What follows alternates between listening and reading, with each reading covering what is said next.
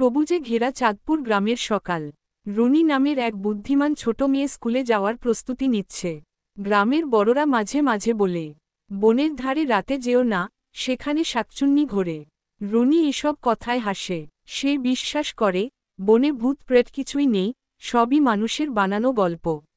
Dash dash dash 2 হারিয়ে যাওয়া বাঁশির ঘটনা 3 মিনিট। রুনির দাদু গ্রামের বিখ্যাত বাঁশিওয়ালা।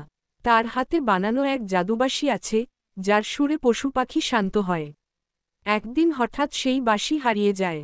দাদু কাঁদতে কাঁদতে বলে, এটা চুরি করতে পারে শুধু শাকচুন্নি, এই বনের দুষ্ট জাদুকরি। রুনি ঠিক করে, সে বাঁশিটি খুঁজে আনবে। ড্যাশ ড্যাশ ড্যাশ 3 রুনির বনে যাত্রা 3 মিনিট। স্কুল শেষে রুনি একা বনের দিকে যায়। বনে ঢুকতেই নরম কুয়াশা, পাখির ডাক আর পাতার শব্দ। হঠাৎ ঝলমলে আলো, একটা সাদা রঙের বিড়াল রুনিকে পথ দেখাতে থাকে। রুনি ভাবে এটা নিশ্চয় সাধারণ বিড়াল নয়। ড্যাশ ড্যাশ ড্যাশ 4 শাকচুন্নির দেখা মিল 3 মিনিট। বনের গভীরে একটা ছোট কুটির।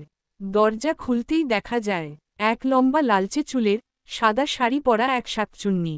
মুখে অদ্ভুত হাসি। শাকচুন্নি বলে, আমি দাদুর বাঁশি নেইনি, বরং কেউ আমাকে ফাঁসাতে চাইছে। রুনি অবাক হয়ে জিজ্ঞেস করে, তাহলে কে বাঁশি চুরি করেছে? ড্যাশ ড্যাশ ড্যাশ 5 আসল দোষী প্রকাশ 3 মিনিট। হঠাৎ ঘর কাঁপতে থাকে। বাইরে থেকে দেখা যায় এক দুষ্ট বানর বাঁশিটা নিয়ে লাফালাফি করছে।